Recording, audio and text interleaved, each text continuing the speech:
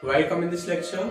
Students, in the previous lecture we have studied about the laws of motion, जिसमें हमने Newton's first law को discuss किया था, Newton second law and Newton third law, conservation of linear momentum learn किया, impulse learn किया था, ये equilibrium conditions को लर्न किया था। ओके स्टूडेंट्स, तो आज कुछ न्यूमेरिकल प्रॉब्लम्स को लेते हुए, उसको रिवाइज करते हुए, न्यूमेरिकल प्रॉब्लम्स को लेते हुए उसको थोड़ा समराइज करेंगे, पहले उसको क्लेरिफाई करेंगे एकदम, और उसके बाद हम डिस्कस करेंगे फ्रिक्शन के बारे में। Okay students, so let's start from the few problems.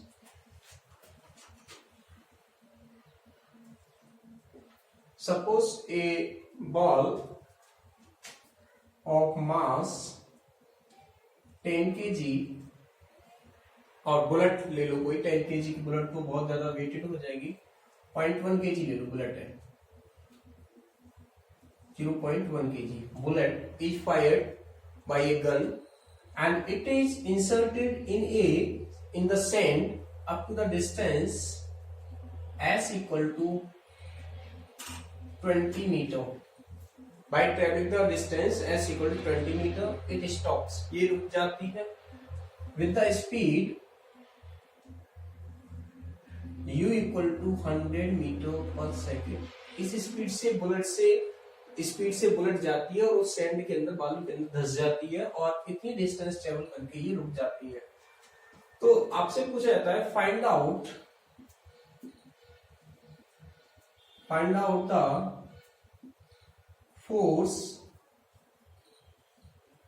applied by sand to stop it. Okay, find out the force applied by the sand to stop it. इस बुलेट को स्टॉप करने के लिए उसने अपोजिंग जो फोर्स लगाया है उस फोर्स को कैलकुलेट करने की बात हो रही है। तो किस तरीके से कैलकुलेट करें, यहां देखो हमारे पास काइनेमेटिक थर्ड इक्वेशन क्या है, from third kinematic equation v square equal to u square minus 2as। Clear. Final velocity तो क्या हो जाती है 0, इनिशियल कितनी दे रखी है उसने 100, इसका स्क्वायर करोगे -2a पता नहीं है, s कितना दे रखा है उसने 20 मीटर। यहां से a कैलकुलेट हो जाएगा, a इक्वल टू आ जाएगा this one divide by 2 into 20, 0 cancel हुआ, ये 500 टाइम्स हो गया और इसको कैंसिल करो तो ये आ गया 250। एक्सीलरेशन आ गया 250 मीटर पर second square. And you know the formula of the force, F equal to what, ma। so this opposing force F equal to ma, m की वैल्यू क्या है 0.1 into a 250, so the resulting or opposing force is 25 Newton. इतने Newton का average force through out the motion apply करेगी sand किस पर, bullet पर, तब जाकर के बुलेट इसमें रुकेगी। बात क्लियर हुई क्या? कोई बुलेट है, जो बुलेट इस स्पीड से चल रही थी 100 मीटर पर सेकंड से, उसने फायर की, वो जाकर के किसी सैंड के जो हमारा एक ढेर है वहां पे, उसमें जाकर के स्ट्राइक कर जाती है, और वो या कोई मान लो कोई लकड़ी का पट्टा रखा हो और उसमें जाकर के स्ट्राइक करती है, किसी बॉल में जाकर स्ट्राइक करती है, उतना डिस्टेंस ट्रेवल करने के बाद 20 मीटर डिस्टेंस ट्रेवल करने के बाद वो स्टॉप हो जाती है फाइनली। तो जब वो स्टॉप होती है तो उसने पूछा है find out the force applied by the sand to stop it. तो कितना फोर्स अप्लाई किया है, अपोजिंग फोर्स कितना अप्लाई किया है, और ये अपोजिंग एवरेज फोर्स है through out the journey apply किया हुआ उसने। क्लियर? क्वेश्चन समझ में आ गया? दूसरा क्वेश्चन देखिए, एक इम्पल्स से क्वेश्चन ले लेते हैं। चलो एक क्वेश्चन और इसी काइनेमेटिक इक्वेशन से डिस्कस कर लेते हैं। Suppose A motion of A ball, कोई बॉल है of mass m is described by the equation plus half of gt square. ठीक है, इस इक्वेशन से किसी बॉल जिसका मास m है, मोशन डिस्क्राइब्ड है, किसी बॉल का मोशन डिस्क्राइब्ड है बाय दिस इक्वेशन जिसका मास m गिवन है। तो उसने पूछा है फाइंड आउट द फोर्स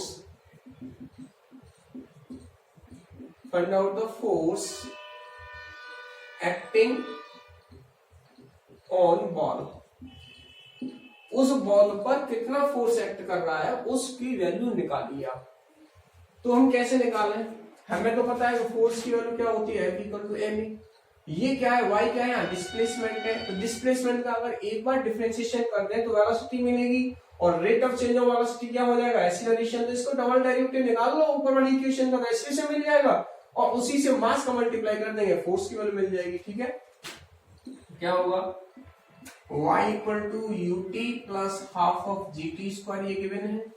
इसका डिफरेंशिएशन कर दो 1 time dy by dt, v हो जाएगा velocity equal d by dt, तो u plus half of g, इसका क्या होगा 2t, 2 से 2 कैंसिल, तो ये आ गया u प्लस gt, ये आ गई वेलोसिटी। ठीक है, इसका अगेन डिफरेंशिएशन कर दो तो एक्सीलरेशन मिलेगा a equal to dv over dt होता है, तो इसको अगेन डिफरेंशिएट किया। ठीक है, dy dt डिफरेंशिएट कर दो, u प्लस gt, क्या आ जाएगा, u तो 0, ये तो कांस्टेंट टर्म हो गई, और t का हो जाएगा g, तो एक्सीलरेशन कितना आ गया, g आ गया। फोर्स की वैल्यू क्या आ जाएगी, अब we know F equal to ma, so F equal to क्या हो जाएगा, mass into acceleration, that is mg। ये फोर्स उस पर एक्ट करेगा। बात समझ में आई आपको, किसी बॉल का जो मोशन है वो इस इक्वेशन से डिस्क्राइब्ड है, जिसका बॉल का मास दे रखा है कितना, m। So net force acting on the ball is F equal to mg। कितना फोर्स एक्ट करेगा बॉल पे, F इक्वल टू mg, इतना फोर्स एक्ट करेगा, क्योंकि एक्सीलरेशन ये निकाल लिया हमने, एक बार वेलोसिटी निकाल ली, rate of change of velocity known as acceleration, so a equal to g, so F equal to mg। Force की वैल्यू क्या आ गई, mass into gravitational acceleration. Next question देखो एक बार, सपोज करो कोई बॉल है और उसको बैट्समैन हिट करता है, बॉल उसकी तरफ आ रही है बैट्समैन की तरफ, और बैट्समैन क्या करता है, उसको हिट कर देता है, और उसको without change in its speed में चेंज नहीं करता, वो उसी डायरेक्शन में वापस से रिपेल कर देता है, जैसे आ रही थी जिस डायरेक्शन से उसी में वापस रिटार्ड कर देता है, उसको वापस से लौटा देता है, उसको बैक कर देता है उसी डायरेक्शन में सेम स्पीड के साथ में। तो उसने पूछा है find out the impulse applied by the batsman on the ball. Batsman ने या बैट के थ्रू जो इम्पल्स अप्लाई किया उसकी वैल्यू क्या होगी, इम्पल्स की वैल्यू क्या होगी। इम्पल्स पता है क्या कुछ आपको, क्या बताया था मैंने इम्पल्स, मैंने इम्पल्स बताया था I equal to F d t equal to d p. ये रेट ऑफ चेंज ऑफ भी कह सकते हैं, यानी एफ डेल्टा टी भी हो सकता है, तो ये डेल्टा पी भी हो जाएगा, ये इम्पल्स है। अगर टाइम इंटरवल बहुत छोटा है तब तो ये यूज कर लेते हैं हम, ठीक है, और एवरेज की बात करते हैं तो इसकी बात करते हैं यहाँ पे। तो मीन्स अगर इम्पल्स निकाला है तब चेंज इन मोमेंटम निकालो, चेंज इन लीनियर मोमेंटम निकाल लो आप, तो हमें इम्पल्स अप्लाई मिल जाए कि तो इम्पल्स अप्लाई किया है। तो पहले क्वेश्चन को समझे। सपोज कोई बॉल ऑफ मास मान लो 0.2 किलोग्राम और इस स्पीड से जा रही है 12 मीटर पर सेकंड से, क्लियर। बैट्समैन यहां है और उसने इसको हिट कर दिया ऐसे, और उसको जैसे बॉल जा रही थी अभी ऐसे इस डायरेक्शन में, उसने हिट करके वापस इसको लौटा दिया इसी से, इसी डायरेक्शन में ऐसे, अब कोई डायरेक्शन में बट सेम स्पीड से। यहां वेलोसिटी ये भी 12 है और यहां भी वेलोसिटी क्या थी 12 मीटर पर सेकंड थी, ठीक है। ये क्वेश्चन है, पूछा क्या है, इम्पल्स, इम्पल्स निकालना है। तो यहां से हम क्या लिखेंगे, we know I equal to delta P and delta P equal to क्या होगा, P2 माइनस P1। P2 क्या है, final linear momentum, P1 initial linear momentum. P2 P1 की वैल्यू नोट कर लो पहले। तो P1 इक्वल टू क्या होगा, mv1, ठीक है, मास इनटू वेलोसिटी, v1 ये है, और वेलोसिटी बता रहे हो तो उसकी डायरेक्शन मेंटेन करेगी, स्पीड के साथ आपको डायरेक्शन नोट करनी पड़ेगी। हाँ, तो मास कितना है 0.2, v1 कितना है 12, और पॉजिटिव एक्स डायरेक्शन में है तो प्लस का i के, तो ये हो गया 12.2 इंटू 2, तो 2.4 i के, ठीक है, किलोग्राम मीटर पर सेकेंड। ये हो गया P1। P2 निकाल लो, सेम वे में मल्टीप्लाई तो ही होगा, m इंटू v2, मास तो कितना है 0.2, स्पीड वही है, बस माइनस आई कैप हो जाएगा, वापस आ रहा है नेगेटिव एक्स डायरेक्शन में। सो P2 इक्वल टू माइनस का 2.4 आई कैप आई कैप, तो delta P equal to how much, P2 minus P1, so P2 minus के 2.4 i cap minus 2.4 i cap, ये हो गया, तो ऐड किया तो 4.8 आई कैप हो गया नेगेटिव में। अगर मैग्नीट्यूड वाइज बात करोगे इसकी तो मॉड ले लेंगे और ये आ जाएगा 4.8 वैल्यू इसकी। तो अप्लाइड इंपल्स कितना आ गया, I equal to delta P, और आई इक्वल टू आ गया 4.8।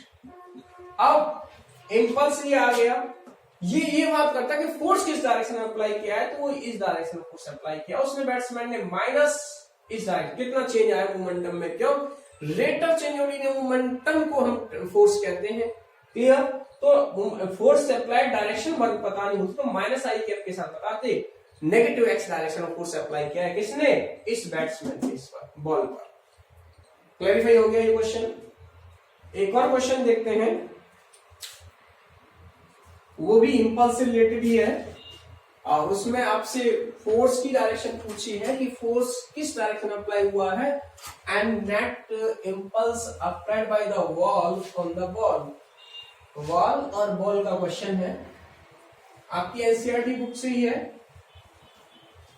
अब मुझे उसका न्यूमेरिकल वैल्यूज तो नहीं पता है, लेकिन मैं आपको थ्योरेटिकल वे में उसका अप्रोच करता हूं, किस तरीके से करेंगे उसको, वेरिएबल फॉर्म में निकालने की कोशिश करते हैं। क्वेश्चन समझो, इस तरीके से कोई वॉल है यहां, और इस वॉल पर कोई नॉर्मली बॉल ऐसे स्ट्राइक करती है विद वेलोसिटी u, बॉल भी उसको सेम वेलोसिटी से रिपेल कर देती है, ठीक है। ये फर्स्ट सिचुएशन है क्वेश्चन की। दूसरे में भी ये बॉल है यहाँ, और उस पर एक बॉल इस तरीके से स्ट्राइक करती है at an angle 30 degree and with the same speed and return in the same way, that is 30 and speed same. उसने पूछा है find out the direction of the force in both of the cases applied by the ball, जो या applied on the ball, sorry, find out the direction of the force applied by ball on the wall in both of the cases, and also find out the ratio of impulses in both of the cases which applied by the wall on the ball। Wall ने impulse apply किया है, force apply कौन कर रहा है, ball. तो ball का जो फोर्स है पहले वो देख लेते हैं, उसी से हमें सब सारी कहानी पता लग जाएगी, ठीक है। तो क्वेश्चन क्या कह रहा है, पहला तो कह रहा है find out the direction of force applied by ball, wall की गए तो फिर इंपल्स की वॉल की करते हैं, ठीक है, wall bye wall on ball in both of the cases. देखो बॉल की बात करोगे तो बॉल तो भाई जैसे जा रही है वैसे ही उसी डायरेक्शन में फोर्स अप्लाई करेगी, ऐसे फेंका आपने। और बॉल की देखो बॉल कैसे कर रही है, तो पहले केस में तो क्लियर है, सेकंड केस में थोड़ा क्लियर नहीं। सेकंड केस और क्या पूछा है, find out the ratio of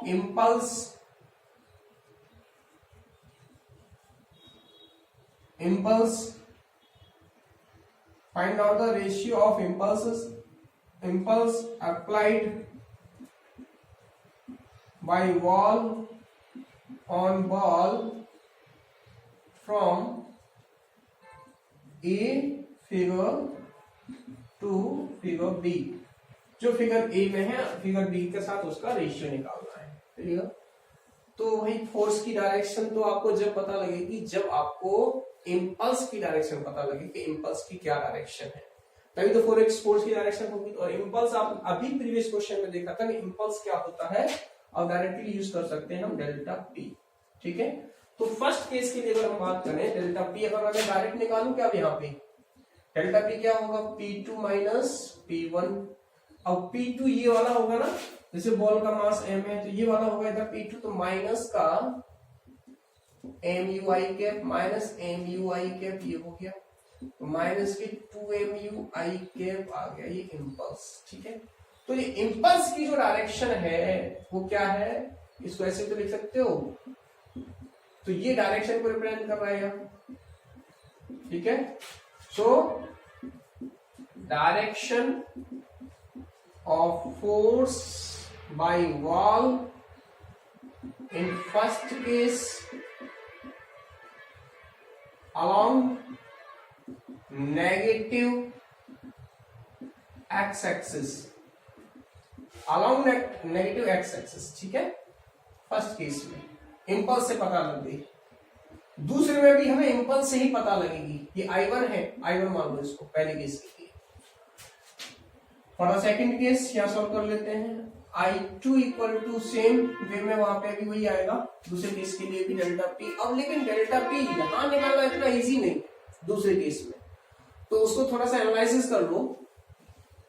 इसमें क्या होगा, इस वेलोसिटी के दो कंपोनेंट, एक तो ये हॉरिजॉन्टल वर्टिकल डायरेक्शन में डाउनवर्ड और एक हो जाएगा हॉरिजॉन्टल इस डायरेक्शन। तो ये एंगल थीटा, तो ये एंगल थीटा, तो u cos 30 इस डायरेक्शन में और u sin 30 इस डायरेक्शन में। सेम वे में एक ऐसे और एक ऐसे, u sin 30 और ये u cos 30 इस डायरेक्शन में लगेगा, ठीक है। u sin 30 और u cos 30 इस तरीके से यहाँ अप्लाई होंगे। अब हम यहां से I2 निकालेंगे, ओके। तो I2 कैसे मिलेगा, डेल्टा P से। अब डेल्टा P निकालना बहुत इजी है। यहाँ पे देखो ये कंपोनेंट तो वेरी कर ही नहीं रहा, वर्टिकल कंपोनेंट तो वेरी कर नहीं रहा, केवल x डायरेक्शन वाले कंपोनेंट वही तो वेरी कर रहे हैं। देखो ये तो उसी डायरेक्शन में तो कैंसिल आउट हो जाएगा। तो I2 लिखने के लिए आपको पहले यहां दूसरे वाले केस में P1 और P2 निकाल लो। इन फिगर बी इसकी बात करते हैं यहाँ पे, तो P1 निकाल लेते हैं। पहले क्या होगा, mu cos 30 I cap minus mu sin 30 J cap. P2 क्या होगा, माइनस का mu cos 30 I cap minus mu sin 30 J cap. और डेल्टा P अब इसमें लिखना आसान है, यहां से क्यों लिख लिया, समझ में आ गया क्या? क्योंकि यहाँ वेलोसिटी के दो कंपोनेंट दोनों मेंशन करने पड़ेंगे आपको। ऐसा मत करना कि आपका हॉरिजॉन्टल सर हमें तो पता ही नहीं था वर्टिकल वाला। यहाँ तो चलो चेंज नहीं हुआ, कैंसिल हो जाएगा, लेकिन अगर कहीं चेंज हो जाता, मान लो इस तरीके से चला जाता है, रिफ्लेक्ट होकर के अपवर्ड डायरेक्शन हो जाता, तब प्रॉब्लम क्रिएट हो जाती फिर आपके लिए, ठीक है। यहाँ तो कोई प्रॉब्लम नहीं है क्योंकि ये वाला कंपोनेंट कैंसिल हो जाएगा, अभी देखेंगे आप। डेल्टा P इक्वल टू क्या होगा, P2 माइनस P1। P2 ये रहा, पहले सब्स्टिट्यूट करो, minus mu cos 30 I cap minus mu sin 30 J cap minus P1 mu cos 30 I cap minus mu sin 30 J cap. अब देखो ये माइनस साइन था इसके P1 के लिए, तो ये तो माइनस हो गया, वो क्या हो जाएगा प्लस, ठीक है, P1 के लिए। तो ये तो कैंसिल हुआ, ये कैंसिल हो गई, क्या बचा, ये बचा, तो माइनस का 2mu cos 30 I कैप ये बचा। अब cos 30 की जो वैल्यू है उसको यहाँ सब्स्टिट्यूट कर दो, तो I मिल जाएगा I2। डेल्टा P तो क्या हो गया, माइनस का 2mu cos 30 क्या होगा, √3/2, 2 से 2 कैंसिल हो गया, तो ये मिल गया आपको। ये I2 लिख दो, क्या मैं I2 इक्वल टू क्या होगा, डेल्टा P। तो I2 की वैल्यू क्या होगा यहाँ से, माइनस का √3mu, ठीक है। आई कैप लिखना चाहूं तो आई कैप के साथ लिख दो। अब रेशियो निकाल लो, I1 ओवर I2 क्या होगा, I1 तो क्या है 2mu I कैप माइनस का, और ये क्या है √3mu I कैप प्लस का, ठीक है, माइनस का, सॉरी माइनस से कैंसिल, mu कैंसिल, तो 2 रेशियो क्या हो गया, 2 रेशियो √3। क्लियर। तो ये इतना हमारे यहाँ रिजल्ट निकल के आया, ये इनका रेशियो ऑब्टेन हो गया, ठीक है। अब एक न्यूमेरिकल और देखते हैं जो हमारा लास्ट टॉपिक पर बेस्ड है। इक्विलिब्रियम कंडीशन आपको समझाई थी कि इक्विलिब्रियम क्या होता है, थोड़ा सा पहले और थोड़ा एनालाइज कर लो इक्विलिब्रियम को, फिर उसके बाद उसका न्यूमेरिकल लगाना। कोई भी बॉडी इक्विलिब्रियम सिचुएशन में कब होती है, जब होती है कि जब उस पर एक्ट करने वाले जितने भी फोर्सेस हैं उन फोर्सेस का vector sum 0, net force acting on the body should be 0 then body can be said to be in equilibrium. तब तो बॉडी को इक्विलिब्रियम पोजीशन में बोला जा सकता है, otherwise body will not be equilibrium. तो इक्विलिब्रियम में कब कही जाएगी कोई बॉडी, जब उस पर नेट फोर्स, मैंने बताया था आपको, जैसे ये कोई ब्लॉक है, ठीक है, इस पर ऐसे कोई फोर्स लगा है 30 न्यूटन का, ऐसे इसका वेट mg चला जाएगा। तो अब ये mg तो क्या है कि यहाँ रिएक्शन लगेगा ग्राउंड से अपवर्ड डायरेक्शन में, वो इसको बैलेंस कर लेगा, लेकिन इसको बैलेंस करने के लिए इस डायरेक्शन से फोर्स जब तक नहीं लगेगा तब तक ये रेस्ट में इक्विलिब्रियम कंडीशन में नहीं रहेगी, ठीक है। तो यहां से जो फोर्स है Fx निकालो तो इसकी 30 न्यूटन वैल्यू होनी चाहिए,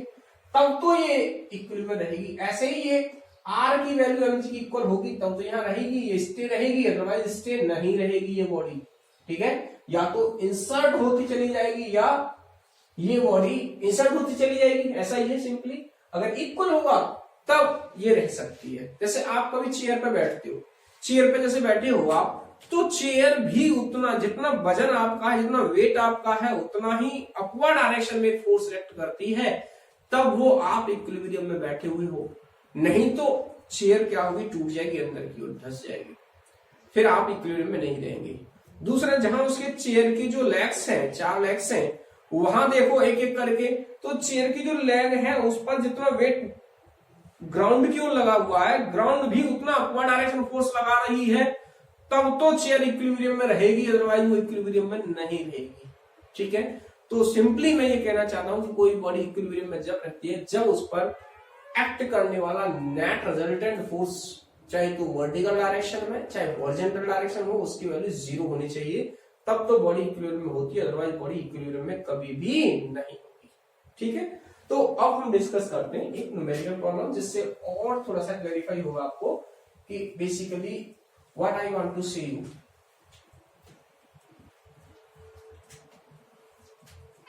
let's discuss this numerical problem.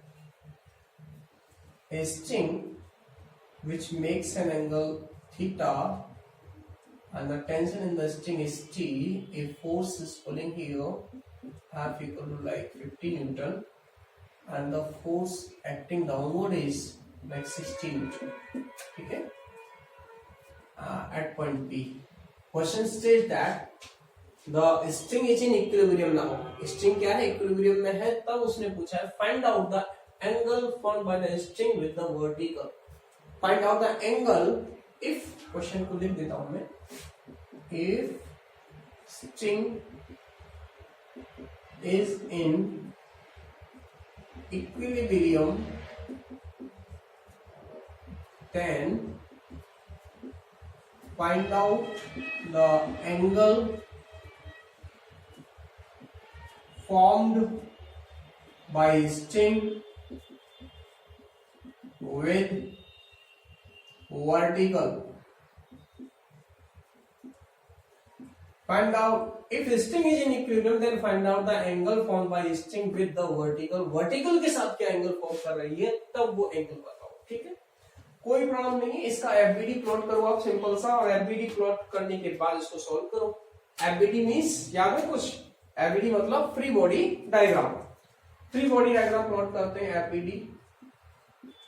Colour change कर दिया तो मैंने मार्क कर, ठीक है।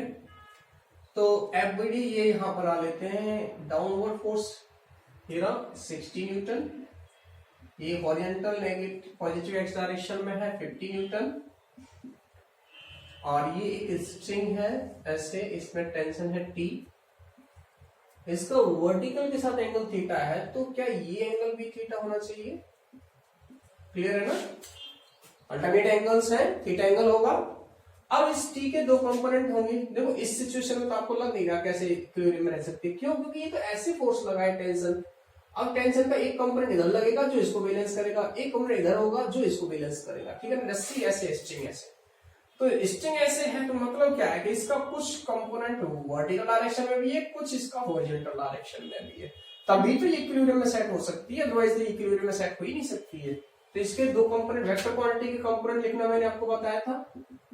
हाँ, तो क्या होगा बताओ जरा मुझे, इस डायरेक्शन में, इस डायरेक्शन हो जाएगा t cos थीटा और इस डायरेक्शन में हो जाएगा t sin थीटा। अब कोई प्रॉब्लम नहीं, बस एफबीडी प्लॉट होना चाहिए, न्यूमेरिकल में कोई प्रॉब्लम आएगी नहीं है आपको, कैसे सॉल्व कर लोगे आप इसको? फॉर इक्विलिब्रियम दो इक्वेशन बन जाएंगी, summation F Y should be 0 first and summation F X equal to 0। यानी वर्टिकल डायरेक्शन में जो फोर्स एक्ट कर रहा है उसकी वैल्यू भी 0 होनी चाहिए और जो हॉरिजॉन्टल डायरेक्शन फोर्स एक्ट कर रहा है उसकी वैल्यू भी 0 होनी चाहिए। ठीक है, तो वर्टिकल डायरेक्शन में जो फोर्स एक्ट कर रहा है उसकी वैल्यू फोर्स की 0 के लिए अपवर्ड डायरेक्शन में पॉजिटिव लोगे टी कॉस थीटा माइनस नीचे डाउनवर्ड 60 इक्वल टू क्या हो गया 0 फ्रॉम इक्वेशन फर्स्ट। ऐसे लिख दो फ्रॉम इक्वेशन फर्स्ट। ठीक है, तो यहां से आप ये लिख सकते हो T cos theta equal to 60, एक इक्वेशन ए बना दो। Now from equation second, from equation second से क्या होगा टी साइन थीटा डायरेक्ट लिख रहा हूं 50 B on dividing equation B by A, B को ए से डिवाइड कर दो तो टी साइन थीटा और टी कॉस थीटा हो गया equal to 50 divide by 60, theta cancel हो गया, टी से टी कैंसिल हो गया, sine theta upon cos theta क्या होगा tan थीटा इक्वल टू 5/6, तो थीटा इक्वल टू क्या आ गया tan इनवर्स 5/6। तो वर्टिकल के साथ ये एंगल फॉर्म करेगी तब तो वो स्ट्रिंग क्या रहेगी इक्विलिब्रियम में रहेगी, अदरवाइज स्ट्रिंग इक्विलिब्रियम में नहीं रहेगी। क्लैरिफाई हो गया। एक और न्यूमेरिकल प्रॉब्लम डिस्कस कर लेते हैं तो जिससे और थोड़ा सा आपको कंसेप्ट में क्लैरिटी आए। देखो न्यूमेरिकल प्रॉब्लम से ही फिजिक्स चलेगी, ऐसा नहीं है कि आप थ्योरी पढ़ के बैठ जाओ हमें न्यूमेरिकल प्रॉब्लम्स ना करने पड़े, तो ऐसा तो नहीं चलेगा। आप धीरे धीरे न्यूमेरिकल प्रॉब्लम्स पर आओ और उसी के लिए मैं आपको थोड़ा प्रैक्टिस करा रहा हूं अभी कि किस तरीके से हम जाते हैं न्यूमेरिकल प्रॉब्लम्स कैसे सॉर्ट आउट करते हैं। सपोज करो कोई ये डिस्प्लेसमेंट इक्वेशन है y इक्वल टू सिंपली ये ले लो s बराबर ut plus half of at square. अब a हटा दिया, मान लो मैंने कुछ वेरिएबल डाल दिया यहाँ पे, मान लो 100 तो अल्फाबेट डाल देते हैं, अल्फा डाल देते हैं, अल्फा टी स्क्वायर। ठीक है, कोई किसी बॉल का जिसका मास को मान लो बॉल जिसका मास है m, उसकी इक्वेशन है ये, मोशन की इक्वेशन है। आपसे पूछ लिया जाए इस पर एक्सीलरेशन की वैल्यू क्या है या इस पर एक्ट करने वाला जो फोर्स है उसकी वैल्यू क्या है, तो ये डिस्प्लेसमेंट इक्वेशन है। आपको मैंने ये बताया हुआ है कि अगर आप डिफरेंशिएशन करोगे डिस्प्लेसमेंट का तो आपको वेलोसिटी मिलती है विद रिस्पेक्ट टू टाइम, और इसका अगर डिफरेंशिएशन करते हो तो मिलता है acceleration dv by dt। Rate of change of velocity क्या होगी एक्सीलरेशन, तो एक्सीलरेशन मिल जाएगा, वेलोसिटी मिल जाएगी। फोर्स अगर पूछा है तो फोर्स क्या होता है m into a, बस सिंपल यार, मास का एक्सीलरेशन का मल्टीप्लाई करो फोर्स की वैल्यू ऑब्टेन हो जाएगी।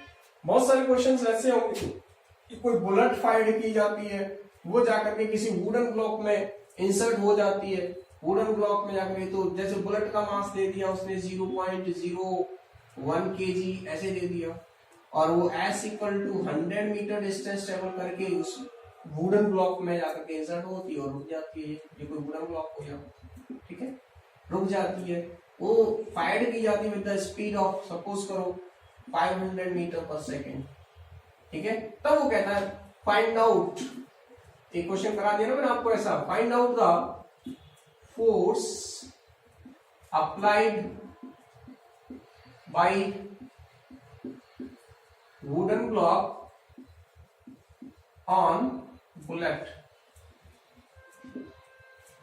तो कैसे निकालोगे फोर्स, तो भाई क्या होगा F equal to M A होगा, मास तो है ए, तो निकालना पड़ेगा आपको। जब वो इंसर्ट होकर रुक जाती है फाइनली तो फाइनल वेलोसिटी क्या हो जाएगी 0, तो v तो 0 है, u आपको पता है थर्ड कॉलम में इक्वेशन यूज करो, v square equal to u square minus 2as v0, u तो पता है ना, ये रहा, इसका हो गया 25 माइनस 2a निकालना है, s कितना है 100, तो a कितना आ जाएगा 25000 डिवाइड बाई 2 इंटू 100, तो 2 जीरो तो यहाँ साफ हो गए, 2 से इसको काट लोगे 1250, क्लियर। 1250 मीटर पर सेकंड स्क्वायर एक्सेलरेशन से रिटार्डेशन प्रोड्यूस करेगा, ये इतना रिटार्डेशन प्रोड्यूस करेगी जो भी वुडन ब्लॉक होगा वो इतना रिटार्डेशन, तो रिटार्डेशन लिख लो, रिटार्डेशन अप्लाइड बाय ब्लॉक क्या होगा 1250 मीटर पर सेकेंड स्क्वायर। और फोर्स की वैल्यू बात करूं तो m इंटू ए हो जाएगा। मास की कितनी है 0.01 इंटू 1250, तो 12.50 न्यूटन फोर्स अप्लाई करेगा वुडन ब्लॉक। क्लियर? तो इस तरीके से हम न्यूमेरिकल प्रॉब्लम्स को सॉल्व करेंगे। चलो अब डिस्कस करेंगे जो हमारा लास्ट टॉपिक बचा हुआ, उस टॉपिक को हम डिस्कस करते हैं। हम डिस्कस करेंगे फ्रिक्शन। सबसे पहले क्या डिस्कस करेंगे? फ्रिक्शन। तो फ्रिक्शन फोर्स क्या होता है? Friction basically the force which always acts between the contact two contact surfaces and it always act in the direction of in the opposite direction of the relative motion. जो contact surfaces के बीच में relative motion होता है, दो contact surfaces हो, जैसे मेरे हैंड पाम्स हैं और ये स्लाइड कर रही है, ऐसे ही हो, एक के ऊपर एक स्लाइड कर रही है, तो जो फ्रिक्शन फोर्स होगा वो ऐसे इस डायरेक्शन अप्लाई होगा। अगर मोशन इस डायरेक्शन हो रहा है तो फ्रिक्शन फोर्स इस डायरेक्शन में रहेगा। मतलब it always acts in between the two contact surfaces and direction of the friction force is always opposite to the relative motion of contact surfaces. So what is the friction? What is the friction force?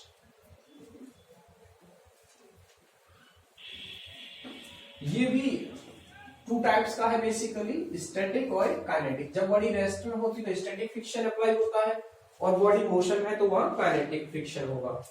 तो बात करते हैं सबसे पहले friction, frictional force. क्या होता है frictional force? Force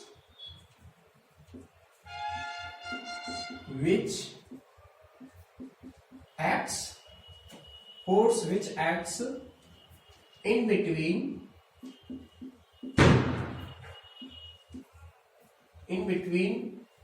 two contact surfaces, force which acts in between two contact surfaces of bodies and force which acts in between two contact surfaces of bodies and it always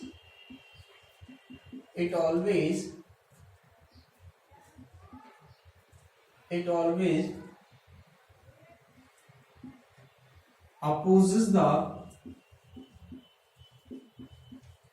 between the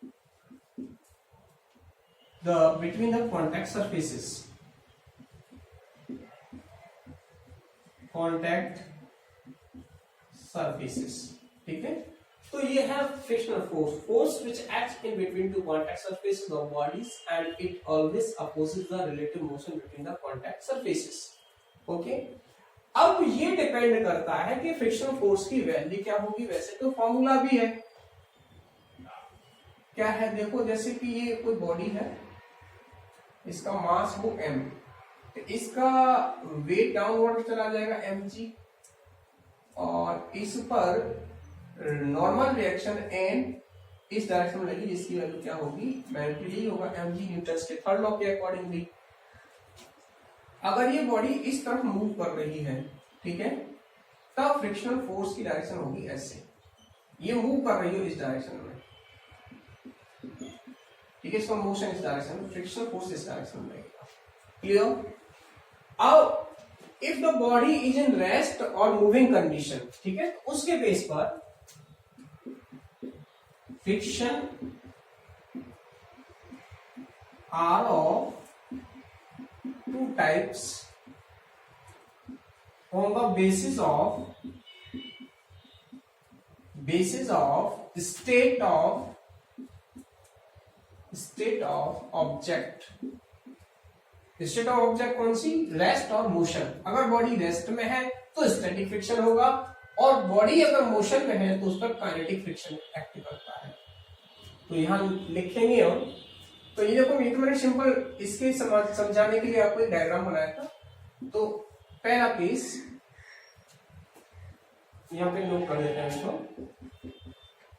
if body is in rest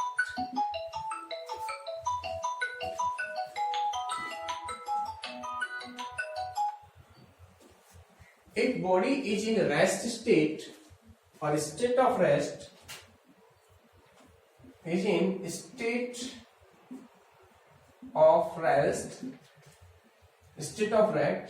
and a force acting on it, force कोई act कर रहा है उस पर, acting on it, then the static force, कौन सा force? Static frictional force acts on the body. ये बना लेंगे इसके साथ जो भी डायग्राम मैंने बनाया था, ठीक है। Acting on it then static friction acts on the body and value is written as, देखो कैसे लिखेंगे। सपोज करो ये है मास m है, कोई 10 न्यूटन का फोर्स अप्लाई है और बॉडी अभी रेस्ट स्टेट में, यानी वेलोसिटी क्या है इसकी 0, पता लग गया। उसने पूछ लिया कि फ्रिक्शन फोर्स बताओ, तो रेस्ट में है तो स्टैटिक फ्रिक्शन होगा, ये ध्यान रखें।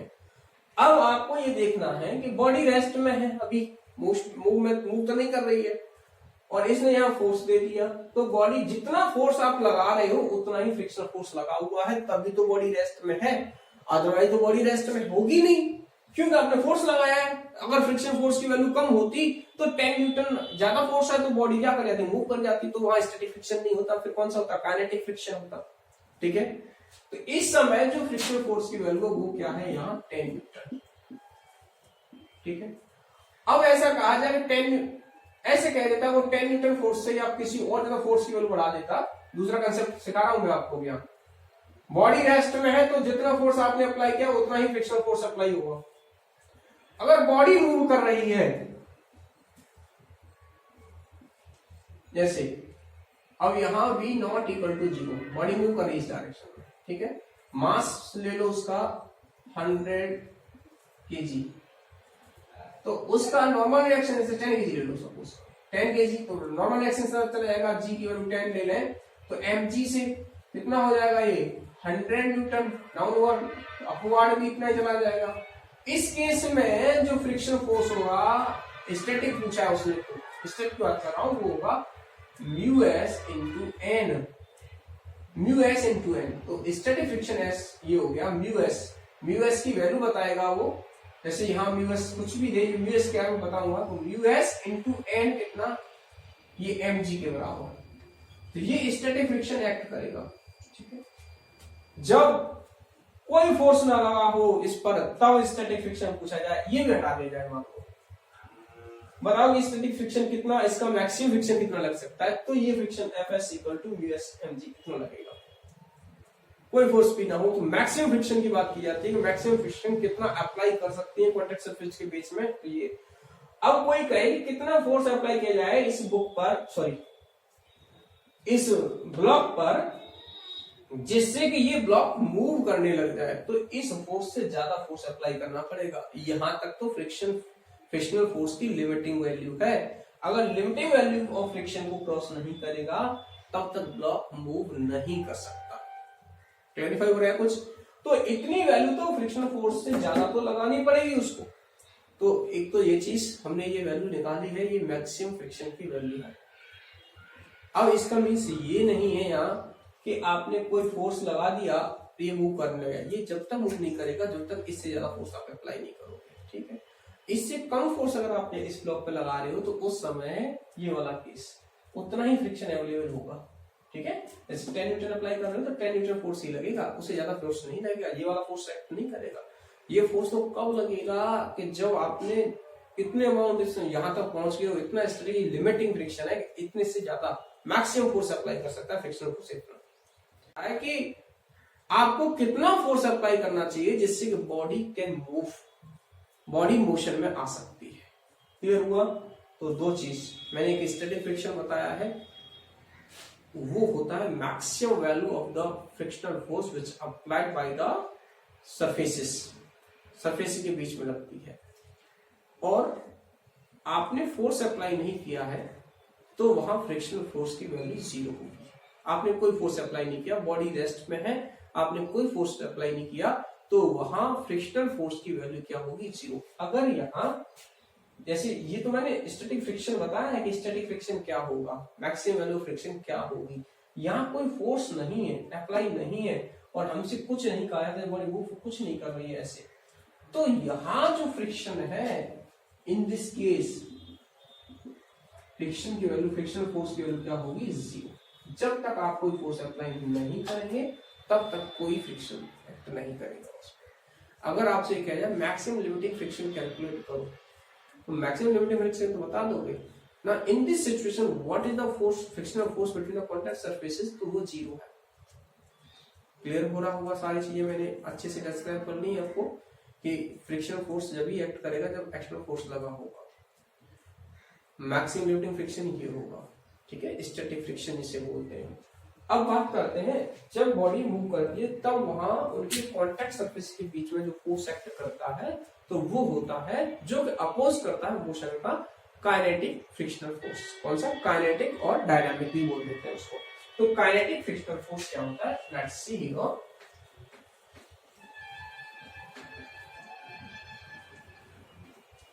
Kinetic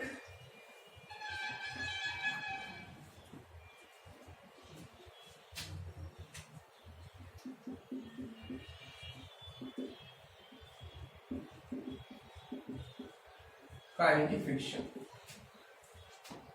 Kinetic frictional force, if force है kinetic friction, it acts between the two moving between the two contact surfaces which have the relative motion between them, जिनके बीच में relative motion हो रहा है पहले से। So it is the force which acts in between two contact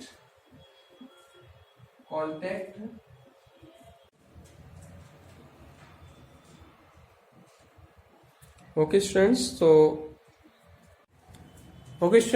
what is the kinetic friction? It is the force which acts in between two contact surfaces which are in relative motion, जो move कर रहे हैं। It is the force act in between the two contact surfaces which are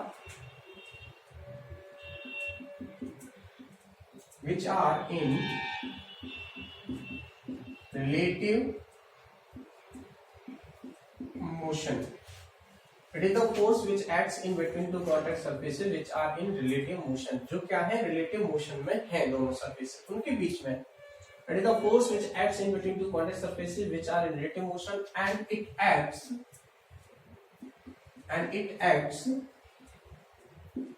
in the opposite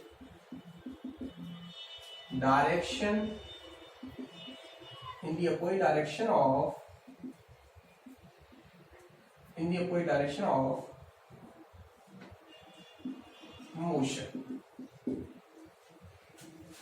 motion के opposite direction में लगा हुआ है. ठीक है, तो ये है हमारा काइनेटिक फ्रिक्शन. इसकी जो वैल्यू है वो लिख देते हैं ऐसे, एफ के इक्वल टू म्यू के into N.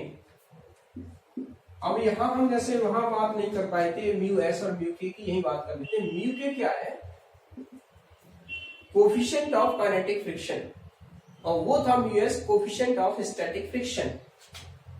Coefficient of kinematic friction, coefficient of kinematic friction, and mu r की बात हो गई. म्यू एस क्या था, coefficient of static friction, coefficient of static friction. Mu के तो कोफिशिएंट ऑफ काइनेटिक फ्रिक्शन है और mu S coefficient of static friction. Clear. तो यहां से ये बात हो गई. अब लेकिन एक चीज ध्यान रखेंगे आप, जो स्टैटिक फ्रिक्शन है वो ऑलवेज ग्रेटर होता है काइनेटिक फ्रिक्शन से. कभी आपने एनालिसिस किया हो, जैसे आप किसी सैक को, किसी बोरे को ऐसे जमीन पे खिसका के ला रहे हो, तो शुरुआत में जब आपको खिसकाना होता है तब आपको ज्यादा फोर्स लगाना पड़ता है। कभी आपने सोचा ऐसा क्यों हो रहा है? ऐसा इसलिए होता है कि वहां जिस समय वो रेस्ट में था, जब आप उसको मोशन लाने की कोशिश करते हो, फ्रिक्शनल फोर्स ज्यादा लगाता है, वहां पे ज्यादा लगता है friction force between contact surface से, जो मोशन का अपोज करेगा, मतलब जो आप मूव करके लाना चाहते हो, खींच के लाना चाहते हो, वो उस समय मैक्सिमम होगा जब रेस्ट में था। और जब एक बार मूव करने लग जाती है कोई चीज, तो आपने एनालाइज किया होगा कि बहुत जल्दी आसानी से चली जाती है, फिर वो आसानी से हो जाती है, लेकिन एक बार धक्का देने में ज्यादा दिक्कत होती है, ज्यादा फोर्स अप्लाई करना पड़ता है। उसका रीजन यही है, always value of static friction is greater than kinetic friction. Static friction की वैल्यू हमेशा ग्रेटर होती है किससे? काइनेटिक फ्रिक्शन से। तो आपको माइंड में क्लियर हो गया होगा क्या स्टैटिक फ्रिक्शन होता है, क्या काइनेटिक फ्रिक्शन होता है। क्लियर? अब हम बात करेंगे यार टू टाइप्स के फ्रिक्शन की और बात करेंगे on the basis of the motion of body. Body motion में है, बॉडी का मोशन टू टाइप्स का हो सकता है, स्लाइडिंग भी हो सकता है, कोई बॉडी स्लाइड कर रही हो तो वहां स्लाइडिंग फ्रिक्शन होता है, रोलिंग फ्रिक्शन होता है अगर जब बॉडी क्या करती है, रोल कर रही होती है, rolling friction. Rolling friction, rolling friction कब एक्ट करता है? When two bodies or one body rolls on another body, then the frictional force acts in between the contact surfaces of the body is known as the rolling friction. When one body rolls on another, when one body rolls on another body, then when one body rolls on another body, then the force of friction acts between contact surfaces, then the force of friction acts between the contact surfaces of body is known as rolling friction. Rolling friction. एक होता है sliding friction. तो rolling friction कब? जैसे कोई चीज लुढ़क रही है, जैसे ये मार्कर ये स्लाइड कर रहा है, तो यहां भी कुछ ना कुछ जो फ्रिक्शन है इन दोनों कॉन्टेक्ट, मेरी प्लाम और इसके मार्कर की जो सरफेस है उसके बीच में, ये फ्रिक्शन क्या कहलाता है? रोलिंग फ्रिक्शन कहलाता है, इनके बीच में जो कॉन्टैक्ट सरफेस के बीच में। अब एक ऐसा हो सकता है ये स्लाइड करने से कहीं जाए, ऐसे स्लिप करके, को जैसे हम रैंप पे बैठे होते हैं बच्चे, वो स्लाइड करते हैं नीचे, देखा आपने स्केटिंग करते हैं, तो उनकी कॉन्टैक्ट सरफेस के बीच में जब स्लाइडिंग हो रहे हो दो bodies, when one body slides on another body, then the force acting between the contact surfaces which opposes the motion is known as the sliding friction. तो स्लाइडिंग फ्रिक्शन और डिस्कस करते हैं, क्या होता है स्लाइडिंग फ्रिक्शन। स्लाइडिंग फ्रिक्शन, तो sliding friction क्या है? The frictional force which acts between the two bodies, which acts between the two contact surfaces of two bodies, which are in which one body slides on another body. When one body slides on another body, when one body slides on another body, then the opposing force, then the force acting between the contact surfaces of body which opposes the relative motion is known as sliding frictional force.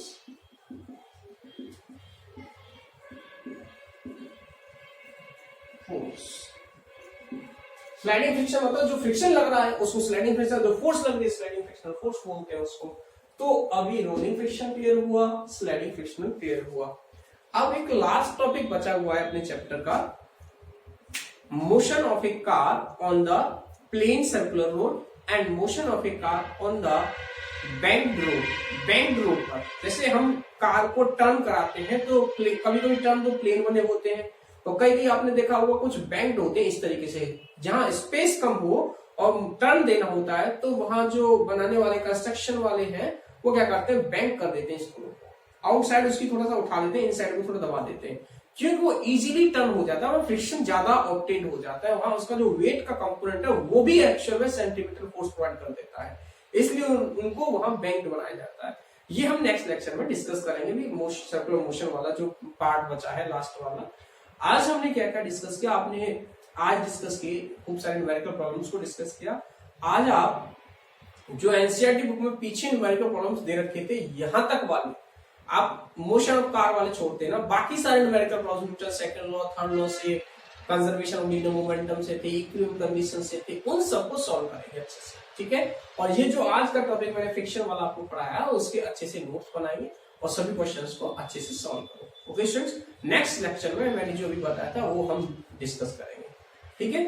Okay, all the best, enjoy lecture, have a nice